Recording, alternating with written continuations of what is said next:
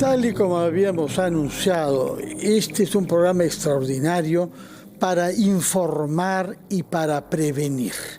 En nuestro país, el CENAMI prevé que hay 50% de posibilidades de que a fin de año debamos vivir una vez más un fenómeno del Niño.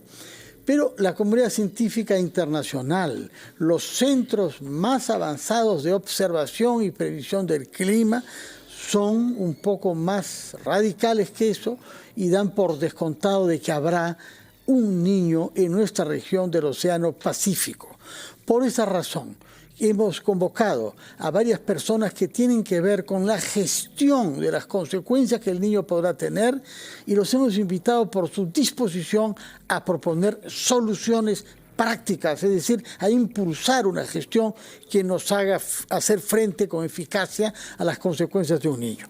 Para eso contamos también desde Chiclayo con nuestro compañero Ruperto Arroyo, que a lo largo de toda la crisis climática nos ha mantenido informados de lo que pasaba en su región, duramente afectada por las lluvias y por el ciclón, y que tiene una larga experiencia de niños. Ruperto, muy buenos días. Muy buenos días, Fernando. Muy buenos días también para todos nuestros oyentes. En efecto, ¿no? Tal como lo ha expresado, a partir justamente de estas últimas experiencias, los ciudadanos en el norte del país, efectivamente hemos sido los más afectados con este embate de la naturaleza.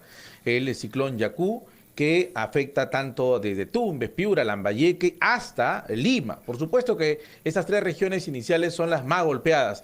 Pero también, Fernando, quisiera decir lo siguiente. Muchos de nuestros oyentes a esta hora que nos están siguiendo tienen, por ejemplo, una edad en la que ya recuerdan varios de estos episodios que se han vuelto cíclicos y que lamentablemente la respuesta gubernamental y de manera organizativa desde los ciudadanos tampoco ha sido la más adecuada. Entonces es una gran oportunidad también para dejar notar de estos escenarios en los cuales aún se puede hacer algo antes de que soportemos, ahora esperemos no sea con tanta contundencia, una nueva edición del Niño en las costas peruanas. Muy bien, Ruperto. Quiero presentar a los invitados que están con nosotros aquí en la cabina de RPP. Por una parte, el señor Felipe Parado, que es miembro del Consejo Directivo del Centro de Estudios y Prevención de Desastres PREDES, que es una institución que tiene más de 40 años. Cumplimos 40 años este año. 40 años este año dedicada justamente a prevenir los desastres, como en este caso, que cíclicamente vivimos. Y luego tenemos al congresista José Bernardo Paso, que es representante de la región Piura, que es la región más grande del norte, la que tiene el río más caudaloso, y el río más chúcaro también, porque no se le ha podido dominar hasta ahora, regular hasta ahora. Es el único río de la costa peruana que no desemboca en el Océano Pacífico. Así es. Es una particularidad piurana. Y ese río que ha dado lugar a esta laguna La Niña, que nos está ya causando varias dificultades, la última de las cuales es la ruptura de la carretera que une Bayóvar con Chiclayo. Y vamos a tomar contacto por teléfono con el señor Miguel Estrada, que es profesor principal de la UNI y que ha sido ministro de Vivienda, habida cuenta de que las viviendas son las naturalmente realizaciones que más sufren con las inundaciones. Y contaremos también con nuestro compañero Mariano Calvera, quien, como sabemos, ha pasado una temporada de exploración del norte en plena crisis climática, ha sido reportero de RPP y ha conversado con compatriotas en todas las zonas concernidas. Quisiera comenzar preguntándole al señor Parado, de esta institución, repito, 40 años dedicada a desastres, PREDES. ¿Cuál es la evaluación que hacen en ellos de lo que a la hora actual podemos prever respecto a un fenómeno de Niño a fin de año? Correcto, Fernando. En principio, señalar, creo que tenemos que partir de esto, entender que no podemos seguir señalando, aunque parece una cosa semántica, que los desastres naturales, empezando por ahí. O sea, hay un componente, peligro, que es el fenómeno del Niño, y hay un componente, condiciones socioeconómicas de poblaciones vulnerables frente a esa posibilidad. Por lo tanto, cuando nosotros hablamos de desastre natural, aludimos que solamente el problema está en la naturaleza. Hay un problema, que lo venimos diciendo, y creo que ya somos conscientes de ello, pero creo que empecemos por ahí. En segundo lugar, como también lo señalas, los desastres, que son daños y pérdidas, nos revelan, es un retrato de un diagnóstico. un retrato, una radiografía viva del cadáver. ¿Qué le pasó? Pero a pesar de eso, Fernando, de tener varios diagnósticos y varias radiografías vivas, el cadáver sigue muriendo. Frente a eso, Fernando, nos dice que tendríamos la posibilidad de un niño, y esto obviamente estaríamos hablando de noviembre, diciembre, donde estarían manifestándose las consecuencias del mismo. Puede alguien decir, pero puede ser que no ocurra.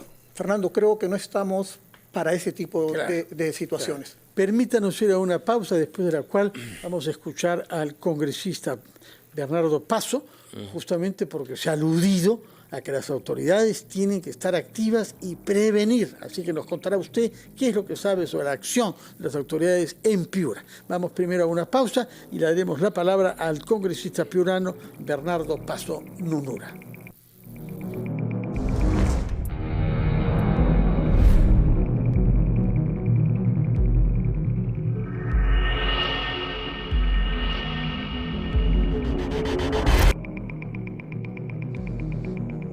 9 de la mañana con 20 minutos. Continuamos en este programa especial de RPP abordando uno de los temas de coyuntura en el que además todos estamos involucrados. Nos referimos al impacto de lo que podría ocasionar el fenómeno El Niño.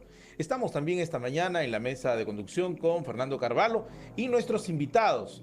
Vamos a saludar también a quienes se suman a esta conversación de esta mañana, porque queremos recoger los distintos puntos de vista. Está también con nosotros nuestro compañero Mariano Calvera, quien estuvo como enviado especial de RPP Noticias a todo el norte del país. Le damos la bienvenida. ¿Cómo está, Mariano? Muy buenos días.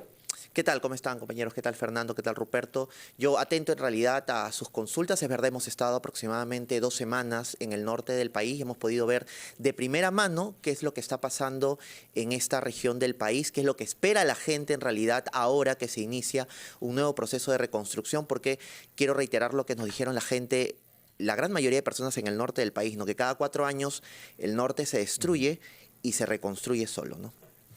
Y también está con nosotros el ingeniero Miguel Estrada, profesor e investigador principal de la Universidad Nacional de Ingeniería y exministro de Vivienda, a quien saludamos, ingeniero Miguel Estrada. Y aprovecho para lanzarle la pregunta, dado que ya se han dado los primeros puntos de vista en esta emisión del programa.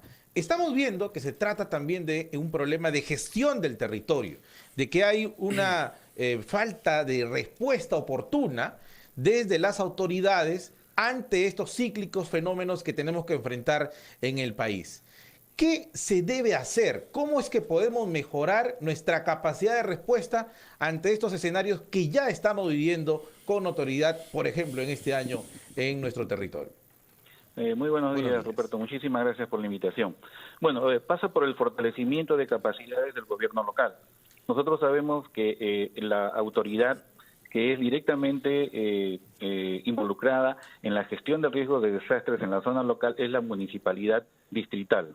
De ahí pasa a la municipalidad provincial y luego al gobierno regional y finalmente al gobierno nacional.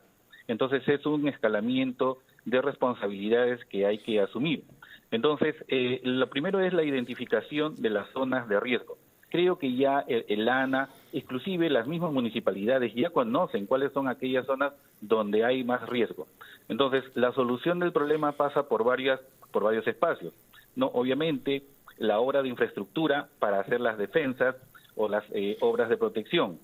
Siguiente es, y lo que sí se puede hacer en este momento es evitar más riesgo. ¿Y cómo lo evitamos? A través del control y la fiscalización del uso del suelo. Es decir, no ocupar o no permitir la ocupación de aquellas zonas que es muy probable que sean inundadas, en este caso hablando del fenómeno del Niño. El otro aspecto de trabajo es con la misma población, o sea, no solamente las autoridades tienen toda la responsabilidad, sino también la misma población que tiene que participar en aquellos procesos de simulacros donde van a conocer cuáles son las rutas de evacuación y los lugares de refugio. Entonces son varios aspectos que se tienen que tomar en cuenta, el aspecto social, político, ingenieril, obviamente, podemos hablar, no qué cosas se debe hacer como obras de protección, pero estando tan cerca a meses de ocurrir un fenómeno del Niño, la obra de infraestructura o la gran obra de infraestructura no se va a poder hacer. Eso también tenemos que tener muy bien claro. Las obras de infraestructura a veces toman años en hacerla pero no por eso hay que dejarlas de hacer.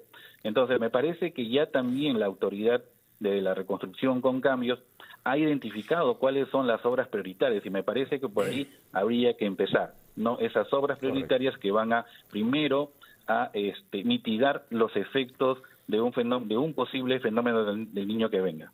Muchas gracias por su intervención, ingeniero Miguel Estrada.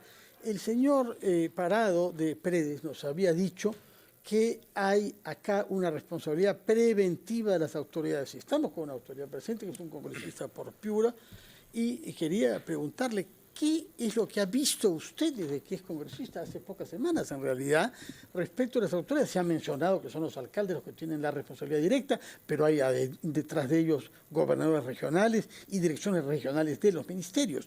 ¿Cómo ve usted que se está preparando el Estado en Piura, en sus diversos niveles, para hacer frente a la eventualidad de un niño este año? Efectivamente, buenos días, don Fernando, buenos días a los amigos que nos acompañan. Preocupado porque, en definitiva, mire, desde el 2017 que ha sido creado la Autoridad de Reconstrucción con Cambios, el tema de, principalmente ver en el tema de la situación de del manejo, entre ellos el manejo de la cuenca del río Piura, poco nada se ha hecho.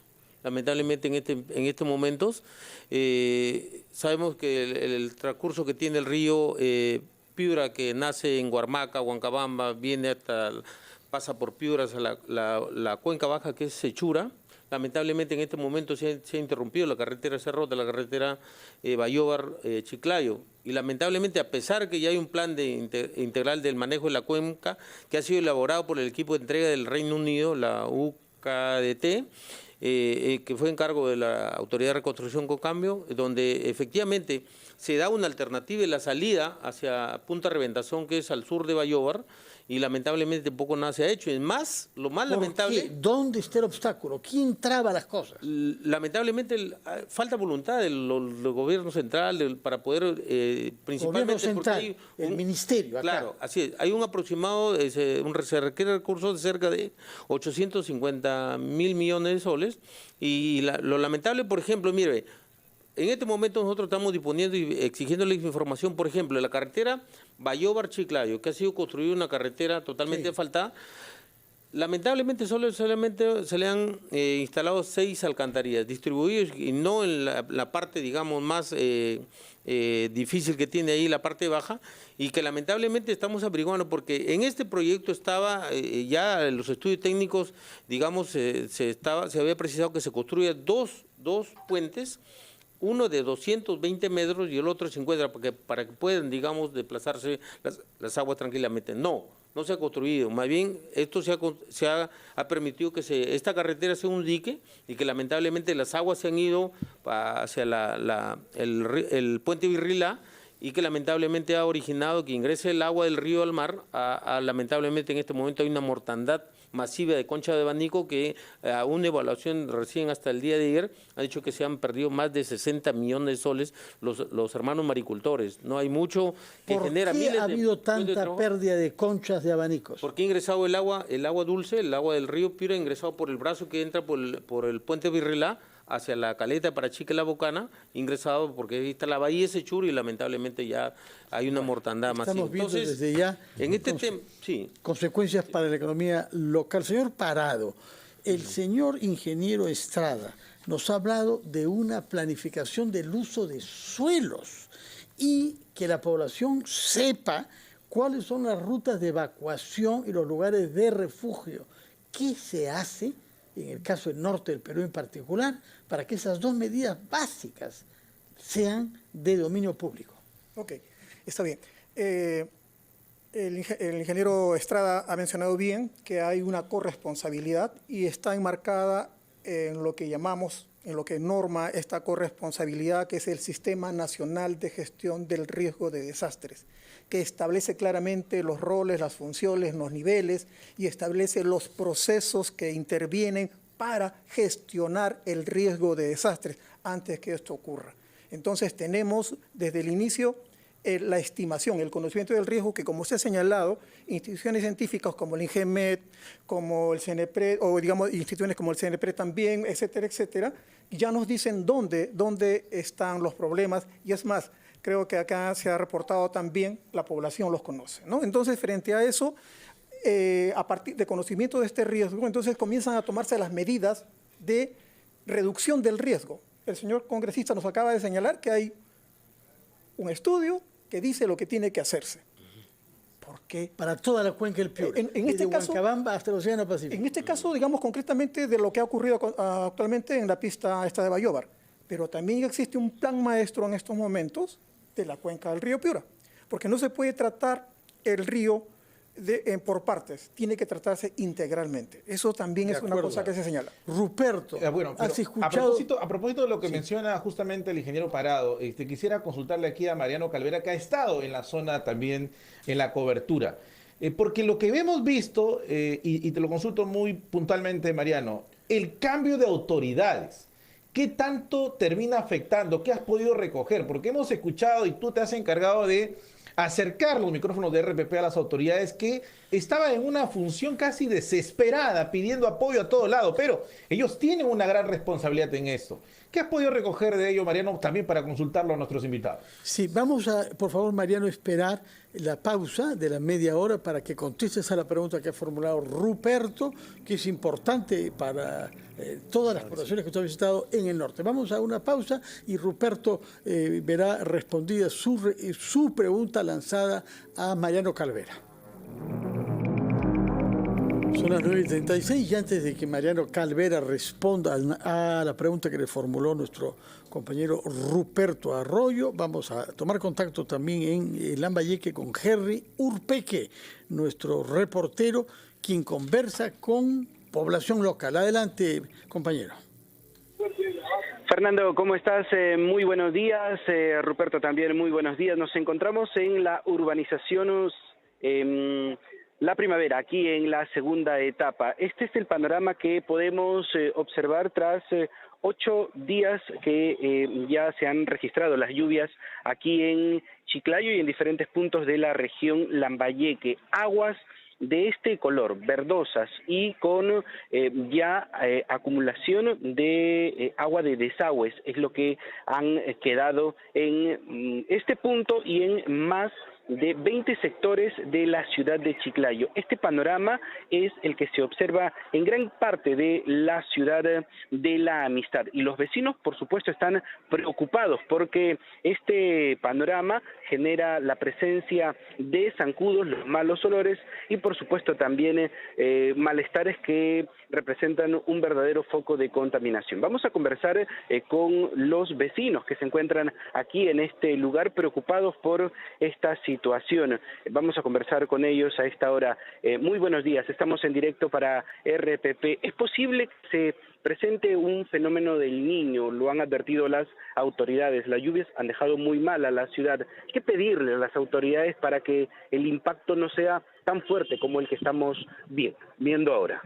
Bueno, el pedido que se le haría a las autoridades es que vean el cambio de redes del alcantarillado, porque después de las lluvias esto colapsa, los desagües, y eso es lo que estamos viviendo ahora, que todo ha salido, todo esto no es agua de lluvia, sino agua de desagüe que ya lo tenemos más de una semana, y con esto viene la proliferación de enfermedades, los zancudos, los dengue, las moscas, y sobre todo que salen los desagües de las casas. Hay niños, hay ancianos, y eso hemos ido a las autoridades día a día a pedirlo que vengan a solucionar esto. De verdad, viene el Hidrojet 1 o 2 veces y dice que está atorado, y no vemos la solución a este problema.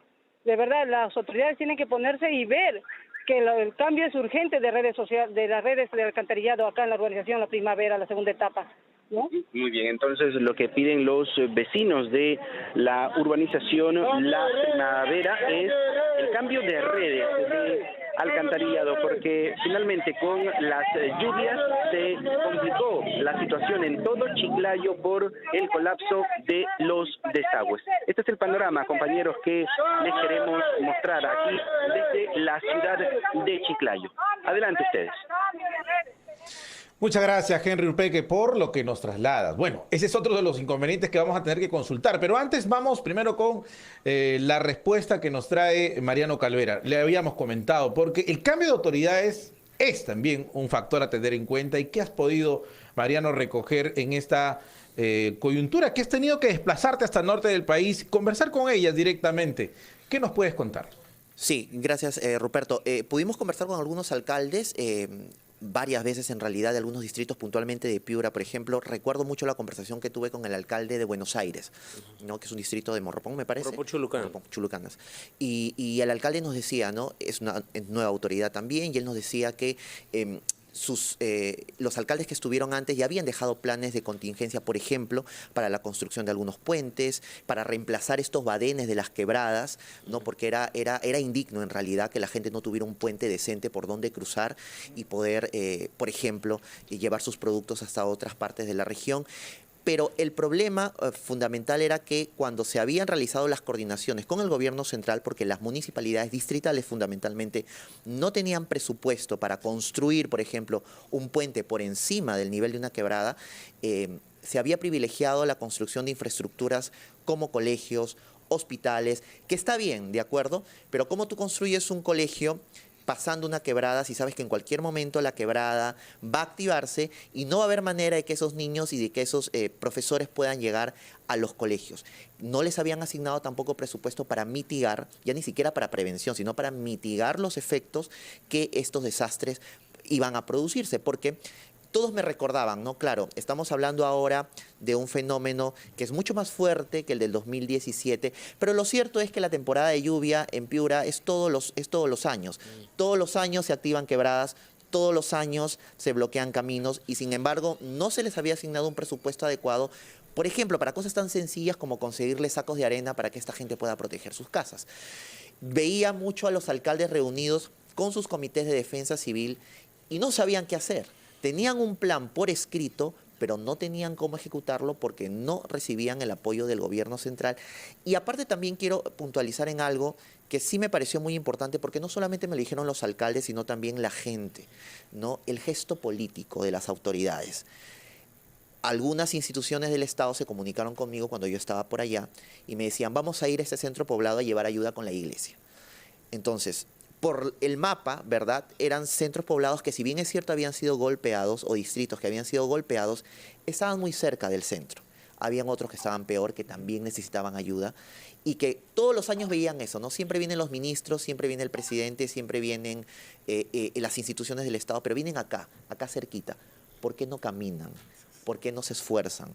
Porque ellos tienen los recursos para contratar camionetas, para ver la manera de cómo llegar y hacer sentir quizás, a ver, de manera pragmática, ese apoyo que necesitan en ese momento, no lo sé, quizás un costal de arena para poder tapar su vivienda, ¿no? Mariano, pero eso sí es una cosa que sí puede hacer el alcalde, es decir, Por supuesto. tener un mapa Sí. de poblaciones, tener un padrón ya de cuántas personas, niños, hombres, mujeres, personas con discapacidad hay en ese lugar, Sí. para canalizar la ayuda. Ese es el gran problema que tenemos, que no se sabe ni siquiera cuántas personas hay, Es no verdad, hay un padrón. no había. A la autoridad que llega ahí le mostramos el plan, ¿no? Y le decimos, estas son las necesidades y las podemos canalizar. Congresista Paz. Sí, y quizá un poco de desconocimiento. Entendemos que son nuevas autoridades que recién pues prácticamente van a cumplir 3 meses, pero mire, hace 5 días yo he estado fiscalizando los almacenes de Indesa y Piura. De 65 municipalidades entre provinciales y distritales, solamente 27 habían requerido el apoyo. Mira, hace 5 días, cuando el decreto de emergencia, que el primer decreto de emergencia se emite el día, digamos, 3 de marzo, luego el 11, ¿no? Donde incorporan casi todas las municipalidades, bueno, hablo de por Piura.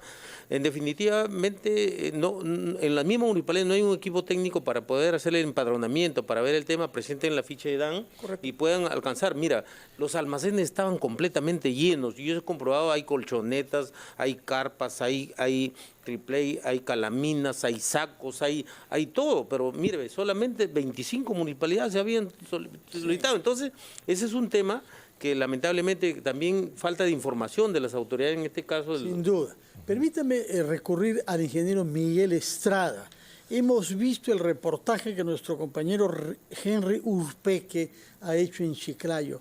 ¿Cómo es posible que nadie prevea un sistema de drenaje de las calles de manera tal que durante días los vecinos tengan que vivir, en vez de pistas, con estanques de agua mezclada con el desagüe y en consecuencia un factor de riesgo grave sanitario? ¿Por qué se llega ahí, ingeniero Estrada?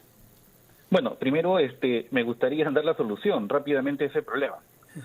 La señora entrevistada dijo que había ido un camión hidrojet, ¿no? Muy bien, eso está bien, pero el camión hidrojet tiene que quedarse allí, ¿no? Para primero eliminar todo el agua que está empozada, porque eso, como ya se mencionó, va a generar daños colaterales, ¿no? Puede ser hasta inclusive malaria se puede generar en estos problemas. Luego, el alcantarillado. Construir una red toma tiempo, pero ¿qué cosa hacemos en este momento, Fernando? La limpieza del sistema actual de alcantarillado. Nosotros hemos estado, hace tiempo, se hizo todo un programa nacional para limpieza de alcantarillados para que en caso de una lluvia esa sea una alternativa de default, mientras se construye el sistema de alcantarillado pluvial. Entonces, existe la solución en este momento. Lo que pasa es que acaba de mencionar tanto el congresista como nuestro su compañero y reportero, que hay una falta de conocimiento de las autoridades actuales. Me parece, Fernando, que las autoridades tienen que recibir una capacitación muy urgente de cuáles son no solamente sus responsabilidades, tal vez ellos la conozcan, pero más que eso, ¿no?, que aprendan a encontrar soluciones a través de la consulta a los entes técnicos. Está CENEPRED, está INDECI, están las las universidades locales que conocen muy bien cuál es el problema y cómo resolverlo de una manera técnica. Entonces, también hay que ser bastante humildes en reconocer de que uno no tiene las capacidades de apoyarse en aquellos entes técnicos en los cuales uno puede encontrar la solución no solamente técnica temporal, sino la solución definitiva.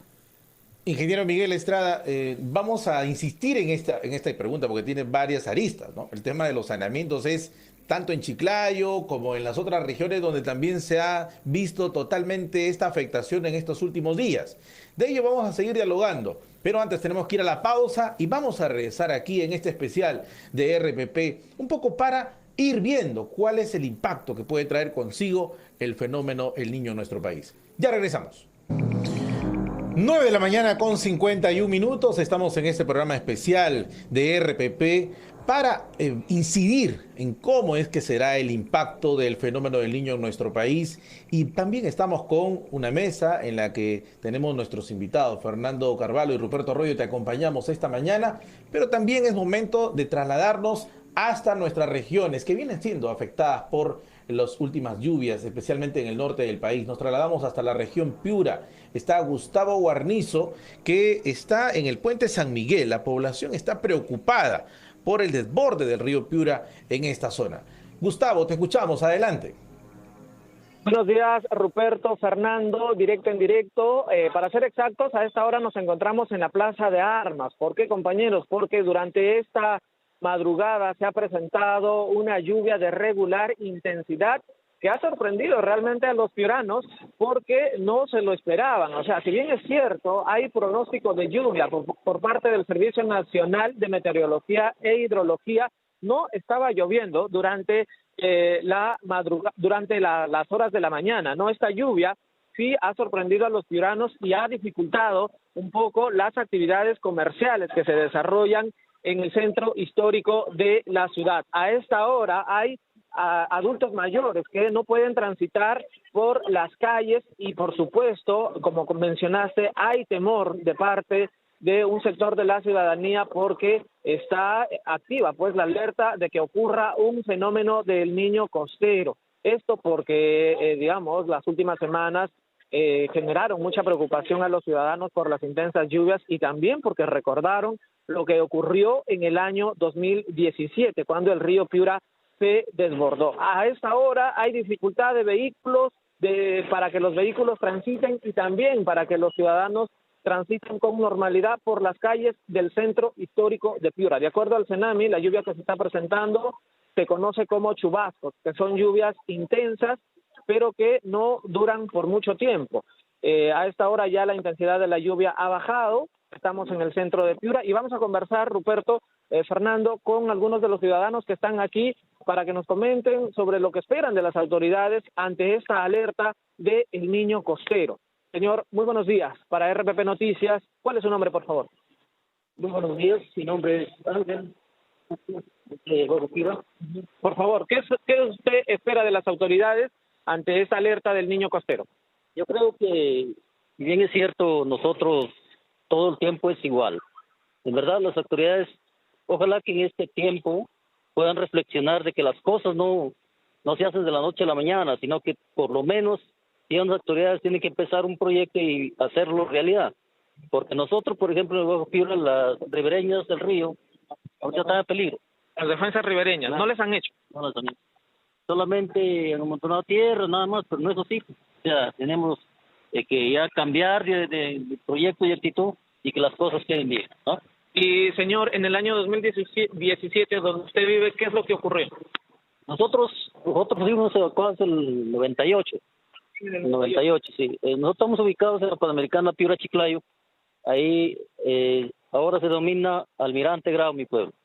Pero hasta ahora ninguna autoridad, tanto del departamento como distrital, las calles, igual como Piura, ahorita está hace rato, sí. Ocurriera un niño costero, un fenómeno del niño, ¿qué es lo que podría ocurrir con las familias donde usted vive? En realidad, ahorita estamos en una zona realmente esperando siquiera algo de apoyo de las autoridades, que no llega. Y si hubiera lo que sigue ocurriendo, y son pocas las veces que nos llegan a visitar personas. ¿Cuál era su nombre? Ángel. Ángel Anastasia. Muy bien, amigos, compañeros, digamos, es las impresiones de los ciudadanos de la ciudad de Piura. Hemos conversado con uno de los vecinos del Bajo Piura, que en el año 2017 también fueron los más afectados, porque el río Piura se desbordó e inundó sus viviendas y también sus medios de vida. Nos referimos a sus actividades económicas, como la agricultura, que les permite, pues, dar sustento a su familia. Pues muy bien, Gustavo, muchas gracias por permitirnos escuchar el testimonio directo de gente afectada y de ver cómo está Piura de inundada en este momento, en momentos en que está lloviendo intensamente. Congresista Paso, ¿cuál es la prioridad? ¿Qué es lo que más quiere usted transmitir como autoridad que es congresista por Piura? En este momento que tiene que, digamos, activarse la plataforma de defensa civil en lo que respecta principalmente a las autoridades locales, este es digamos, una accionar de manera conjunta, integral, de los gobiernos locales, llámese distritales, provinciales, gobierno regional, porque precisamente, por ejemplo, en este momento falta maquinaria.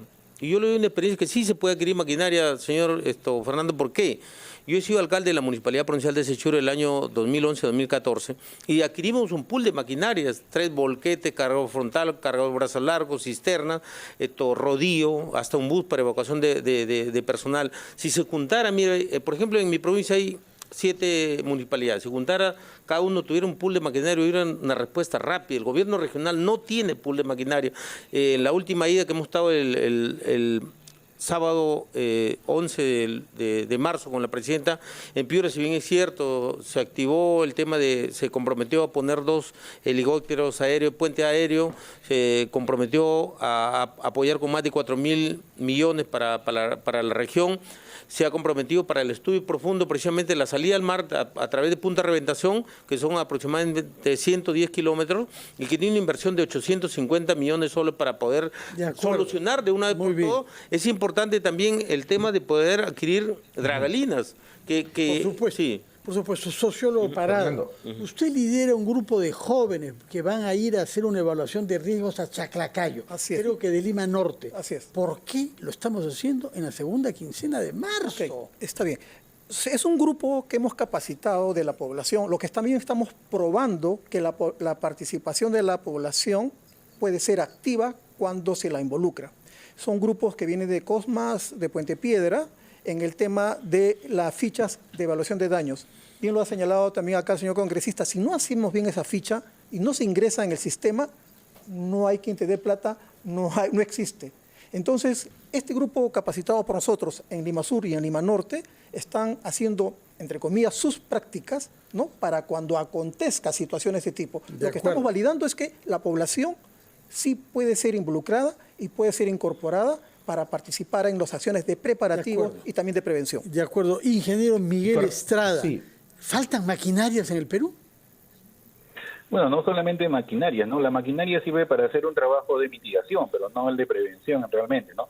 El trabajo de prevención que hacen las maquinarias es, bueno, la limpieza de cauces, eso sí, definitivamente hay que hacerlo, eso no hay duda. Pero lo que hay que trabajar, y ya lo mencionaron anteriormente con el caso de Piura, ¿no? Piura tiene un problema geográfico muy grave, ¿no? Está solamente 33 metros sobre el nivel del mar y son 60 kilómetros que tiene hasta la costa. Entonces, hacer un sistema de drenaje es bastante complicado. Ahora, el problema hay que trabajar en 3 niveles, ¿no? La cuenca alta, la cuenca media y la cuenca baja. Es decir, si llueve en la ciudad no hay sistema de alcantarillado. Entonces, allí, por ejemplo, se puede hacer un sistema de alcantarillado, de almacenamiento también y de bombeo para sacar el agua. Por ejemplo, lo que está pasando en este momento, ¿no? Luego, en las cuencas altas y las cuencas medias se puede forestar la cuenca. Y hay unos trabajos también que ya se han hecho en otros países, que es la derivación de las aguas temporalmente, de las aguas de lluvia altas, para poder que esas aguas ya no lleguen a la ciudad. Es un tratamiento integral. De hecho, ya Piura tiene un proyecto integral del tratamiento de toda esa cuenca. Igual en Trujillo, la cuenca San Ildefonso, ¿no? Igual en Chiclayo, todo el mundo ya, todas las ciudades, la mayoría de ellas tienen sus trabajos, sus proyectos integrales. Entonces, lo que hay que hacer es que apuren esos trabajos de manera mucho más eficiente para que se pueda pues prevenir. Y recuerden, repito, no solamente es infraestructura, es también la población la que tiene que participar en estos procesos de prevención y mitigación del desastre. Prevención es antes del desastre y mitigación es una vez que ha ocurrido el fenómeno natural. Recordemos que también no es desastre natural, es fenómeno natural, el desastre lo provocamos nosotros, la mitigación ocurre después de haber ocurrido el desastre. Muy bien. Ingeniero Miguel Estrada, muchísimas gracias por participar con nosotros y también agradecer a nuestros invitados esta mañana. Estuvo también con nosotros nuestro compañero Mariano Calvera, quien ha sido un enviado especial de RPP a la zona de la afectación de las lluvias durante estos últimos días. De igual modo, también agradecemos al ingeniero Felipe Parado, que estuvo con nosotros y dándonos sus puntos de vista en este programa especial de RPP, al congresista por la región Piura, José Bernardo Paso. Le agradecemos también por estar con nosotros. Muchísimas gracias a ustedes. Mariano, una cuestión final que quisiera, por favor, que nos digas. Este espíritu de solidaridad que también hemos encontrado en la cobertura de RPP, porque la gente espera que llegue la ayuda, pero no llega oportunamente. Y ahí surgen estos hechos solidarios. ¿Con cuál de ellos te puedes quedar y que nos puedes comentar?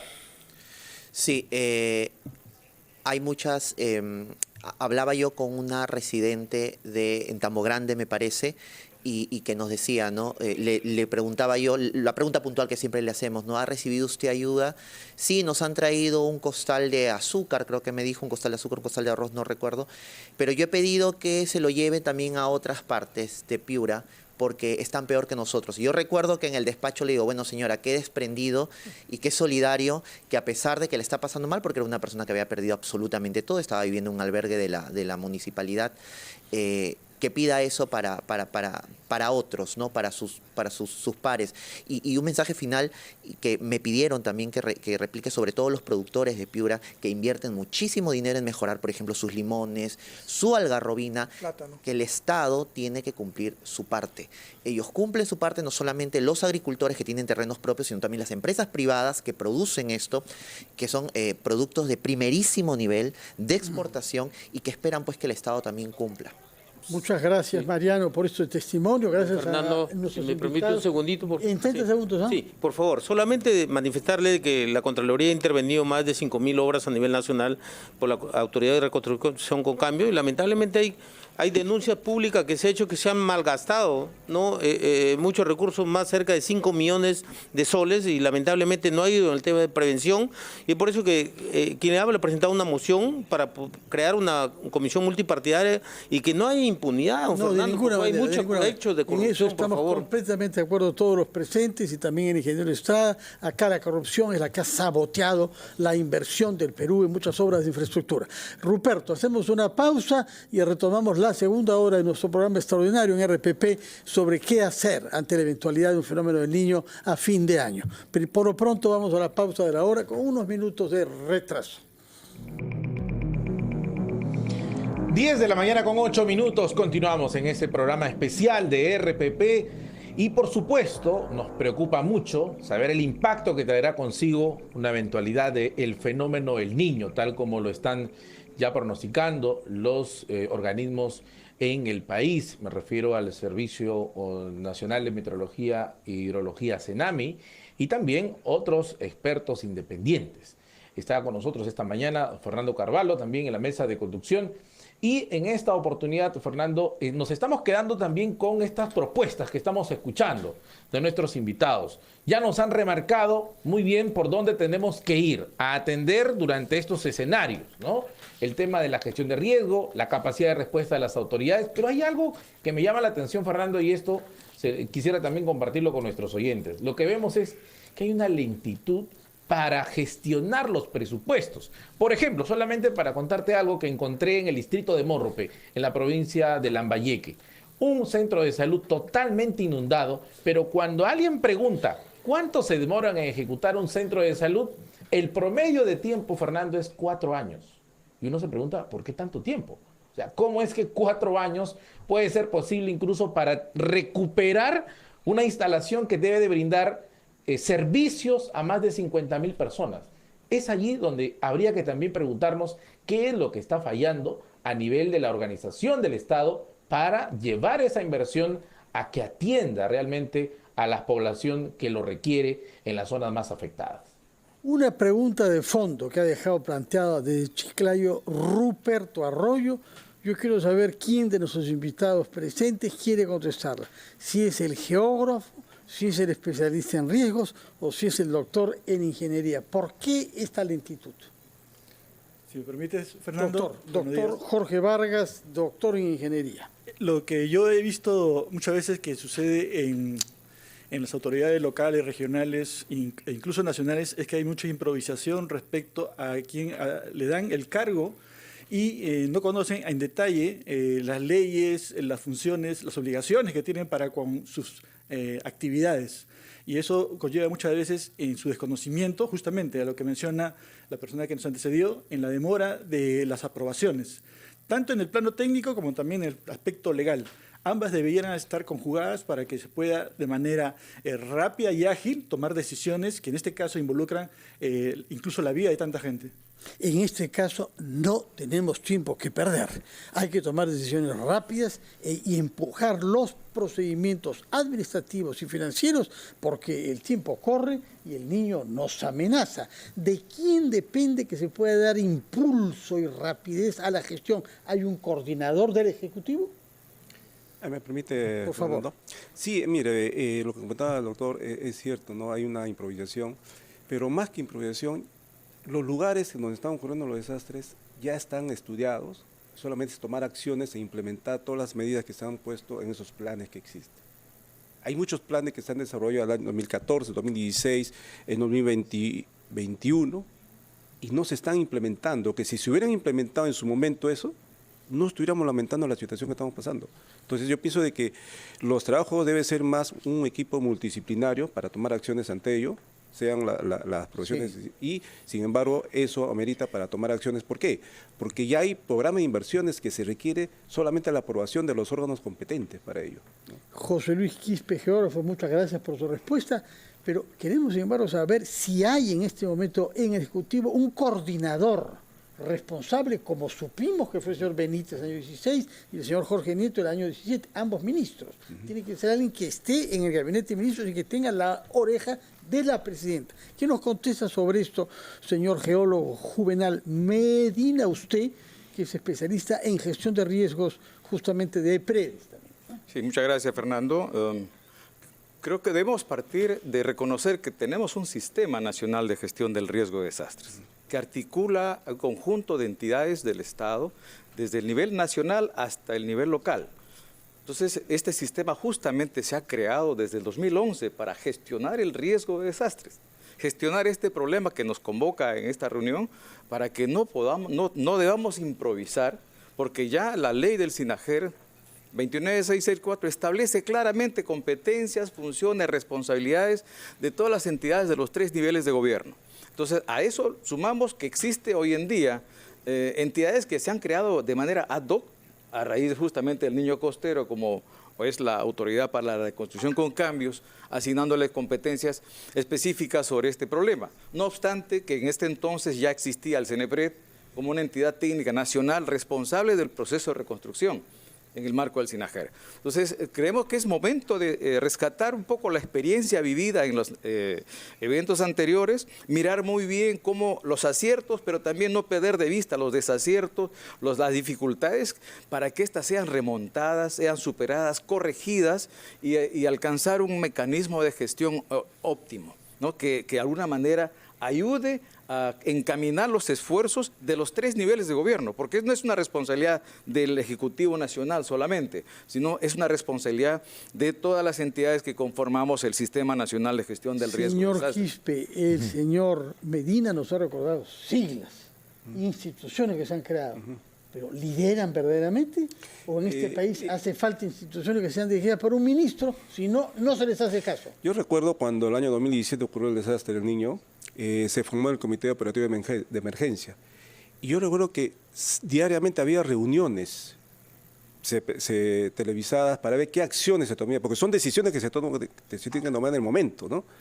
Pero no sé, ahora no se ve esas decisiones, no se ve si si está operando ese Comité de Operación de Emergencia, porque son aquellos que van a definir bien las acciones de cada sector, su participación en estos tipos de eventos que están sucediendo. Ruperto. Bien, sí, Fernando, muchas gracias también a nuestros invitados, pero sumamos a la mesa a esta hora de la mañana al ingeniero Jorge Vargas, ingeniero industrial de la Pontificia Universidad Católica del Perú y también fundador y coordinador del Grupo de Planificación de la Gestión de Crisis y de Desastres. Vamos a consultarle lo siguiente, ingeniero José Vargas. Acabamos justamente de escuchar de que hay varios organismos, pero la pregunta que nos queda para todos es, ¿se trabaja de manera intersectorial unida para atender los problemas y focalizar las soluciones? ¿O es que hay esfuerzos todavía difusos que impiden más bien un avance realmente adecuado frente a los problemas que tenemos con el impacto, por ejemplo, de fenómenos como el Niño que ahora se está pronosticando? ¿Qué nos dice usted? Lamentablemente son esfuerzos desarticulados. Por un lado tenemos efectivamente las instituciones técnicas, tipo el INGEMED, tipo Instituto Geofísico del Perú, el CENAMI, que nos genera mucha información y data respecto a la fenomenología, es decir, la caída de las lluvias, los suelos y su vulnerabilidad, entre otros.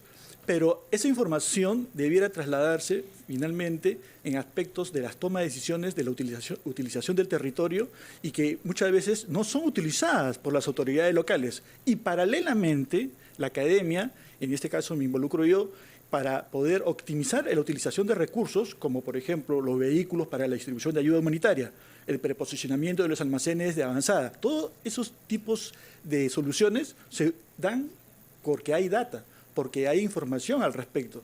Y muchas veces este tipo de información que aparece en los journals o en los libros que publicamos no son utilizadas otra vez por los tomadores de decisión para considerarlos ahora sí, ya no solamente en la gestión del territorio, sino en la gestión de los recursos que se utilizan frente a la eventualidad. Sabemos que no tenemos un presupuesto ilimitado, sino limitado. Y justamente en el ámbito de lo que significa la optimización de recursos, nosotros proponemos soluciones para la utilización, por ejemplo, de ambulancias, en un óptimo recorrido que permita que puedan las personas víctimas ser atendidas en los lugares donde se les va a dar atención médica. Y esto se hace, obviamente, con modelos matemáticos. Y para esto necesitamos data que obviamente parten también de las instituciones técnicas, como lo dije al inicio. Entonces, falta interoperabilidad. está clarísimo que falta interoperabilidad. Doctor Jorge Vargas, doctor en Ingeniería, muchas gracias. Vamos a hacer una pausa, son las 10:18, después de la cual regresamos desde Chiclayo con RUP. Antes de darle la palabra a nuestros invitados aquí en la cabina de RPP, vamos a tomar contacto con nuestra compañera Fiorella Ramírez, que tiene informaciones que darnos. Fiorella, adelante, por favor. Buenos días, don Fernando. Ruperto, directo en directo. Una de las estructuras más afectadas durante el fenómeno del Niño en el año 2017 fue el puente Guaycoloro, que limita el distrito de San Juan del Lurigancho con la zona de Huachipa, tras el desborde del río del mismo nombre. 7 años después, los trabajos en esta zona continúan y el acceso vehicular sigue restringido. Y ante la posibilidad que tengamos un nuevo fenómeno del Niño este año, le preguntamos a los ciudadanos qué le pediría a las autoridades competentes para evitar que el impacto sea fuerte, y esto fue lo que respondieron. Hablando de la posibilidad de que se registre un nuevo fenómeno del Niño en nuestro país, ante ello, ¿qué le pediría usted a la autoridad competente para evitar que el impacto sea fuerte? Pero viéndolo bien, puede, opina, pide por gusto, ¿no? Acá nunca llega nadie. ¿Qué le pediría usted a las autoridades para que eso no sea tan fuerte, si es que se registre? Bueno, pues que ellos se vean más que nada la orilla, las riberas de los ríos, quebradas, nada más. Es el único, pues. Otra cosa no hay. Es el único que puede minimizar, ¿no?, el daño, el riesgo que puede causar. Las familias quizás que viven en las riberas. Claro, en las riberas. ¿Que sean reubicadas? Lógico, pues ya, sí, desde ya se sabe que las riberas o las quebradas no es inhabitable, pero ¿quién tiene la culpa? Las autoridades mismas. Los alcaldes, las autoridades municipales. Ahora, ¿qué hace Defensa Civil? Debe estar coordinado con la municipalidad. ¿Cuál es su nombre, caballero? Arce Laureano. Arce. Sí. Gracias. Sí. Muchas gracias. De que se registre un nuevo fenómeno del Niño en nuestro país, y queríamos saber qué le pediría usted a las autoridades competentes para evitar que el efecto sea fuerte. Bueno, antes que todo, buenos días. Más seguridad de lo que es, ¿no? De acá del fenómeno del Niño, que se ve que va a venir bien bravo. Aparte, bueno, si va de acá de Río se va a perjudicar, lo que siempre hemos pedido a los señores que hagan el muro de contención de acá, no sé si... No, acá falta un muro por lo menos de 2 metros de altura, porque si viene el huaico con fuerza, se va a salir. Yo no sé por qué han hecho allá cuando deberían hacer en este lado. ¿Sí? Debería reforzar entonces la zona de la ribera. Reforzar, claro, reforzar acá de 2 metros de altura por lo menos, porque acá es lo que se sale todo se sale de acá. Allá, bueno, está bien que lo han hecho, pero acá es mayormente porque acá se va para abajo toditito. Como en el 2017 que se... Claro, eso sí, como en el 2017, pues. Ahí sí van a ser perjudicados bastantes. Mira, así como está libre, mira, no han puesto nada de muro. Y ese muro de ahí, por las puras están. Se va a salir de todas maneras.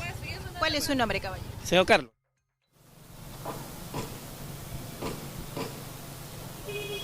Actualmente la Comisión Multisectorial encargada del Estudio Nacional del Fenómeno del Niño ha pasado a alerta, y en los próximos meses van a evaluar las condiciones. Recordemos que aquel desastre del año 2017, de acuerdo a cifras del COEN, se registraron 101 fallecidos, más de 140.000 damnificados y casi 1 millón de afectados. En directo, RPP Noticias. Muchas gracias, Fiorella Ramírez. Es importante escuchar a partir de lo que recogemos de los ciudadanos, que finalmente son los afectados. Pero yo quisiera agregar algo en esta mañana también, Fernando y nuestros panelistas, que además están muy vinculados a la gestión de riesgo y afrontar las situaciones de emergencia. A ver, el ciudadano lo que quiere es que mañana mismo se resuelva el problema. Pero la verdad es que existe un proceso que lleva a cabo el Estado para implementar y ejecutar un proyecto de inversión. Les doy un dato, por ejemplo, a nuestros invitados.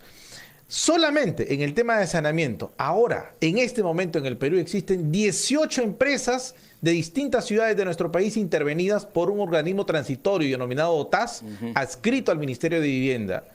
y que no tiene maquinaria porque recién acaban de sustentar 500 millones de soles para comprar maquinaria que no la tienen y que recién van a intentar que se aprueben proyectos y que luego les permitan comprar y atender en unos meses otra emergencia.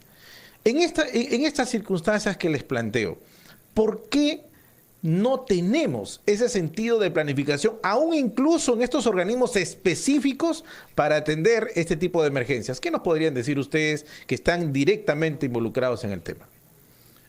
Bueno, desde mi punto de vista, claramente para la administración de activos, infraestructura en particular, se debe tener tres categorías. Una de las condiciones de exposición estables, digamos, naturales, propios de las condiciones de operatividad y de uso, para darle mantenimiento a los puentes, a las vías, etcétera. Otro de condiciones recurrentes. Claramente, la fenomenología como la del Niño es una de condiciones recurrentes, porque ocurre con cierta frecuencia y para la cual tranquilamente se puede planificar la utilización de recursos para la exposición que se va a dar en el periodo determinado, producto de los modelos predictivos. Y claramente también existe el de las condiciones de exposición excepcionales, para las cuales lamentablemente no se puede planificar, porque son justamente excepcionales, pero como en el caso de los terremotos, puede haber dentro de 5 minutos un gran terremoto, pero sí debería haber una previa configuración para reducir el impacto del mismo. Y ese impacto debe trasladarse en dos grupos de factores. Uno de los factores asociados a la vulnerabilidad, con las mitigaciones respectivas, y otros asociados a la construcción de la resiliencia, donde está incorporado necesariamente la construcción de un tejido social que permita que pueda la sociedad en su conjunto, en todos sus estamentos, ser parte de la solución y no del problema. De acuerdo, Jorge Vargas, ingeniero industrial, muchas gracias. Vamos a oír después al ingeniero geólogo Juvenal Medina, pero tenemos que ir antes a una pausa. Se incorpora a nuestra mesa el ingeniero geólogo Patricio Valderrama, que en su momento fuera el titular del CENAMI, el Servicio Nacional de Hidrología y Meteorología, y que ahora trabaja en el sector privado como consultor. Y queremos preguntarle, no sé si ha seguido nuestro programa y nuestros intercambios hasta ahora, estamos tratando de comprender qué hace falta para las autoridades y para la sociedad, de manera que estemos preparados a la eventual llegada probable de un niño a fin de año, señor Valderrama. ¿Aló? ¿Nos escucha, Patricio? ¿O tenemos alguna dificultad de comunicación? Vamos a buscar restablecer. Nos había dado su respuesta. Sí. Señor Medina, por favor, a lo que contestó su colega Quispe. ¿Qué es lo que está pasando de manera tal que no sabemos reaccionar cuando hay crisis? Bueno, estamos viendo, creo yo, este problema del niño como un problema de coyuntura, y ese es un grave error. El fenómeno del niño es un fenómeno natural que nos acompaña y nos acompañará por siempre. Y como tal requiere estar incorporado dentro de lo que es la gestión del desarrollo, porque justamente los desastres afectan el desarrollo, afectan a todos los sectores, agricultura, transportes, pesca, educación, salud, etc. Entonces, como tal, tenemos que incorporarlo, verlo desde esa perspectiva para que tengamos una estrategia de gestión del riesgo muy ligada a la gestión del desarrollo y no estemos creando instancias ad hoc pensando que de esa manera vamos a resolver el problema. Estamos abandonando más bien y dándole una mirada muy sesgada, muy parcial y muy focalizada al problema que es estructural. Hemos visto que es un problema de gestión. Ya no es un problema meramente técnico, hay un problema de cómo nos organizamos, cómo cumplimos una agenda de trabajo articulado entre todas las instancias que tienen responsabilidades en la gestión del desarrollo, donde deben incorporar el problema del riesgo como un problema inherente a su sector. Entonces, desde ahí empezamos un poco a corregir nuestra forma de actuar y creemos que vamos a tener mejores resultados. Es cierto, tenemos que prepararnos para la emergencia, pero cada sector tiene una estrategia de afronte de la emergencia. El sector agricultura tendrá que ver qué hacer para reducir el impacto o, de alguna manera, mejorar la estrategia de atender las necesidades en su sector. Y así cada sector tendría que tener una estrategia y un plan de contingencia en este caso por la emergencia, pero no abandonar la gestión del desarrollo incorporando medidas ya más estructuradas, más de largo plazo, para reducir esa vulnerabilidad de nuestro sistema de producción, de nuestro Estado, de nuestro país en todos sus estamentos, para que así un fenómeno natural no tenga los efectos adversos, más bien hagamos uso de esas aguas que vienen, que son tan escasas en nuestro país, porque nos falta infraestructura para poder gestionar el agua. Yo creo que es un problema de gestión del agua en todas sus dimensiones. Ruperto. Sí, ya está con nosotros también don Patricio Valderrama, ex titular justamente del Servicio Nacional de Meteorología e Hidrología. Desde este organismo sistematizan información de todo lo que ha ocurrido con estos fenómenos naturales.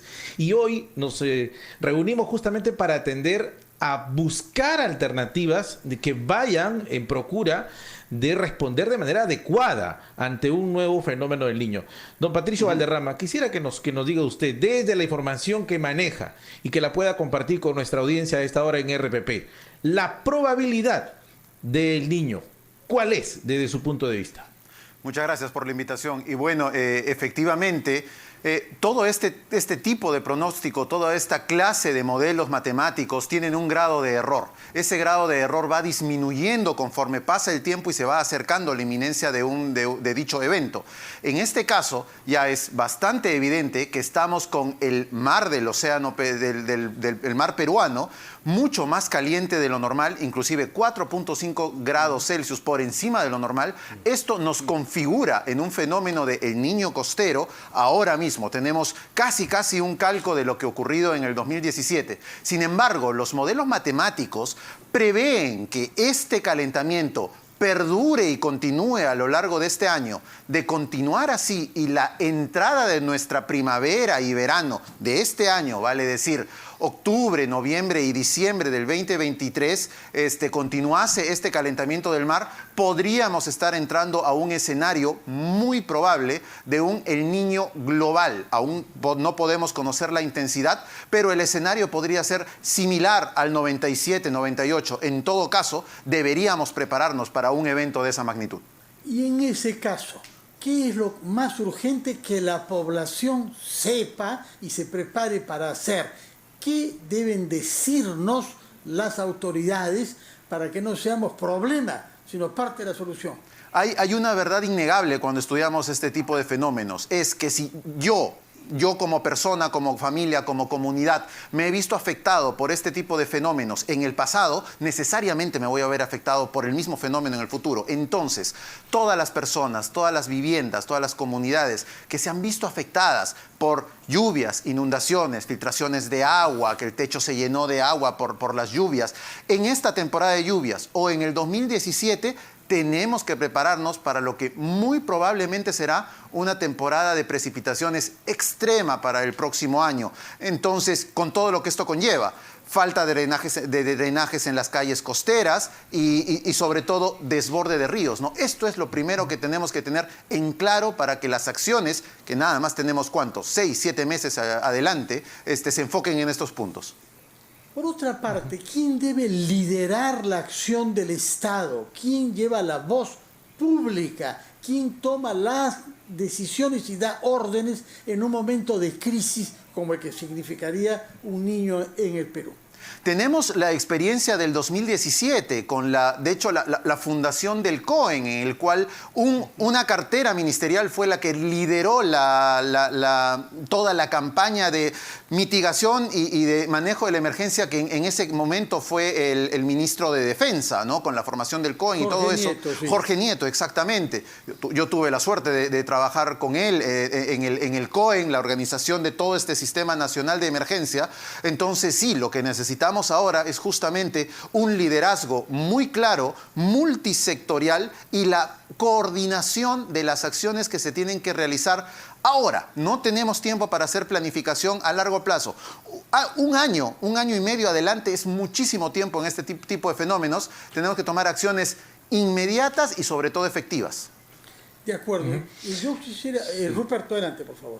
Sí, a propósito de lo que menciona nuestro invitado, y también en la mesa tenemos a especialistas justamente en el tema de atención a las emergencias y la gestión de desastres.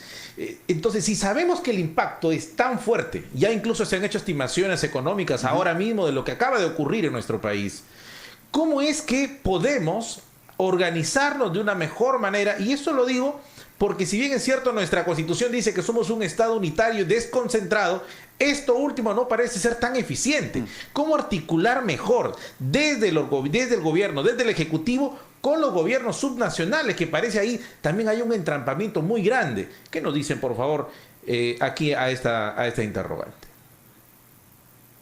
Señor Vargas. Yo me uno a lo que mencionó Juvenal, es decir, es cierto, lo que ahora corresponde es la gestión de la reacción, pero no debemos olvidar que la gestión propia de los desastres requiere de la reacción, también la recuperación, la mitigación y la preparación. Es decir, esa integralidad es la que debe funcionar como un ciclo recurrente, ¿no? Ahora, efectivamente, la reacción es lo que nos quedan. Como dice bien Patricio, no tenemos más que unos meses para poder, de alguna manera, reducir el impacto. Pero no debemos dejar de vista de que la gestión propia de los desastres tiene que ser vista desde ese ciclo, para poder prepararnos no ya para este fenómeno del Niño, sino para los que van a venir acá en adelante. Ya no para los eventos derivados de la lluvia, sino para los eventos derivados por los terremotos, y después las heladas, y lo que vayamos a tener en el aspecto de disrupción más que después se van a dar sí o sí. De acuerdo, son las 10:45 prácticamente. Vamos a hacer una pausa, Ruperto, y regresamos contigo después de escuchar a los anunciantes de RPP. Regresamos al norte de nuestro país, en este caso a la capital de la libertad, Trujillo, donde se halla nuestro compañero Óscar Sánchez. Óscar, buenos días. ¿Cómo está, don Fernando? Ruperto, muy buenos días. Nosotros estamos en el sector Huichanzao, esto es en el distrito de La Esperanza, una de las zonas que ha sido duramente golpeada por la lluvia intensa que se vivió aquí en la región de Libertad el día 10 de febrero. En esta zona hay viviendas que han quedado completamente colmatadas de tierra, de arena, y muchos de estos producto del desborde de una quebrada que desciende de un cerro que se encuentra en esta zona del distrito de La Esperanza. Vamos a acercarnos para poder conversar con algunas de las personas damnificadas que hasta ahora están todavía retirando todo el barro, toda la tierra, toda la arena que ha quedado dentro de su vivienda. Lo que vemos ahora es casi nada a comparación de lo que se pudo vivir el día 10 de febrero, 10 de marzo, perdón, durante la noche, durante toda la noche que llovió. Como vemos en esta parte, hay maquinaria pesada que está retirando la arena, pero también vemos a personas que todavía están sacando el lodo que está dentro de sus viviendas. En esta zona son un aproximado de 150 familias que han quedado completamente damnificadas, personas que lo han perdido literalmente todo. Vamos a conversar con uno de las personas afectadas, que además es colega, también él es periodista y ha sido damnificado. ¿Cómo está? Buenos días, bienvenido a RPP Noticias. Cuéntanos, por favor, ¿qué cantidad de arena es la que ingresó a su vivienda? ¿Cómo vivieron ustedes ese momento? En pocos minutos perdimos todo. Todos los residuos, como ustedes han podido apreciar, la colmatación ha sido casi el perfecto de primer nivel. En pocos minutos hemos perdido absolutamente todos nuestros bienes. Han quedado sepultados en la arena y, como ustedes pueden ver, hay maquinaria que viene trabajando desde el día 11, están trabajando de manera permanente y todavía no terminan. Porque esto no solamente es arena sino su suciedad y basura que se ha colmatado en esta zona, sino que han colapsado también los desagües, ¿no? Y se complicó la situación aquí en esta zona. Bien, ahí estaba el testimonio entonces de uno de los afectados de esta zona. Ahora, claro, nosotros nos preguntábamos cómo están haciendo estos días para poder de alguna u otra forma alimentarse, porque obviamente nadie puede estar dentro de sus viviendas mientras se termina de limpiar, están sin agua, no pueden acceder al desagüe también. Ellos han formado una olla común que se llama Un Solo Corazón. Esta olla común, que se sitúa aquí muy cerca también, reúne aproximadamente a 250 personas que se están alimentando diariamente con el apoyo que les puedan dar algunas instituciones o entidades. y eso quizá hace notar también el corazón solidario de los mismos vecinos que han tenido que juntarse para poder sobrevivir durante estos días mientras se termina de realizar la limpieza en esta zona. Como podemos ver, una de las viviendas ha quedado completamente destruida. Esto, repito, es en el sector Huichanzao, en el distrito de La Esperanza, en donde todavía se sigue esperando mayor apoyo, principalmente con alimentos para que estos días las personas que han quedado damnificadas puedan subsistir, puedan sobrevivir mientras se recupera sus viviendas que han quedado, como ya lo estamos observando en las imágenes, completamente colmatadas por todo lo que trajo este huaico durante la noche del 10 de marzo aquí en la ciudad de Trujillo. Ese es el panorama que vivimos en esta parte de la ciudad, en el norte de nuestro país. Muchas gracias, Óscar Sánchez, por este testimonio y estas imágenes elocuentes de lo que hay que sudar y lo que hay que trabajar y la maquinaria con la que hay que contar para poder liberar la situación de un distrito liberteño como Esperanza.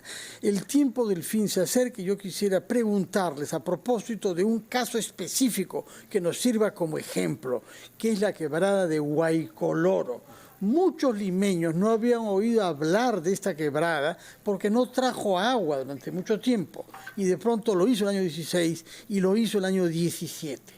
Ahí se nos prometió un puente provisional, un puente Bailey, como se llama, con el nombre de un oficial británico que durante la Segunda Guerra Mundial diseñó puentes para instalarlos rápidamente y que las tropas puedan pasar y no perder una guerra mundial. Esos puentes se ponían en días y se retiraban en días también. El nuestro se ha quedado 6 años y se nos puso por algunas pocas semanas. ¿Qué pasó, señor Medina, con ese puente en Huaycoloro, un puente Bailey, que tiene, repito, un nombre militar y que realmente es el ejemplo clásico de lo que demoran indebidamente las cosas en nuestro país? Bueno, ese puente representa quizás parte del problema que tenemos como gestión, de un problema técnico que puede resolverse en corto plazo. Sin embargo, nos sirve de referencia cómo evitar este mecanismo de gestión que son tan, digamos, paquidérmicos y que retrasan los efectos de una gestión óptima ante un problema recurrente. Yo lo que veo es que es necesario, teniendo en cuenta lo que nos comentaba Patricio en su intervención y ante la probable ocurrencia de este niño, hay muchas acciones en preparación que tenemos que afrontar en Huaycoloro y en todos los espacios donde sabemos este evento va a recurrir. Hemos visto el mapa de afectación del niño costero, llegó hasta Arequipa. Sí, no solamente se quedó en Tumbes y la parte norte. Entonces, en ese sentido, creo que es importante que tengamos una planificación de la preparación integral en todos los niveles. A nivel local, la comunidad tiene que estar debidamente organizada, identificando sus zonas de riesgo, pero también viendo cómo establecer mecanismos de evacuación. Tener sistemas de alerta temprana que estén funcionando y alertando oportunamente a la población. Hay acciones concretas de habilitación de drenaje pluvial en aquellas zonas donde el agua se empoza y no tiene pendiente para drenar. Hay otra cosa, las viviendas que ya de alguna manera han sido golpeadas por este yacu, ojalá podamos rehabilitarla, recuperarla, pero en todo caso hay que ver la forma de reforzar tanto techos o paredes y zócalos, pero para evitar que sigan, digamos, sufriendo daños, pero sobre todo hay que ver también mecanismos de reasentamiento poblacional en aquellas zonas de muy alto riesgo que puedan sufrir severamente los efectos de este evento que se advierte que viene. Pero no hay que perder de vista el problema que no es solamente la coyuntura que nos gobierna, sino más bien hay que verlo, este problema de gestión de desastres ante la ocurrencia del niño y otros peligros que tenemos en el país de manera mucho más estructurada, planificada desde todos los sectores, porque los efectos de los desastres afectan a todos. Por supuesto. Ruperto, son diversos, claro. Sí, ciertamente. Muchas gracias, ingeniero Juvenal Medina. Quisiera también pedirle en esta última parte ya del programa sus palabras finales a don Jorge Vargas, que es especialista también en gestión de crisis y desastres. ¿Qué es lo que podemos recoger a propósito de este diálogo que hemos sostenido y que debería ser el punto de partida? Se dice que el diálogo es el inicio de la verdad. ¿Qué nos diría usted a manera de reflexión brevemente? Yo le propongo 5 aspectos de mejora y desarrollo de la gestión de la cual hemos hablado.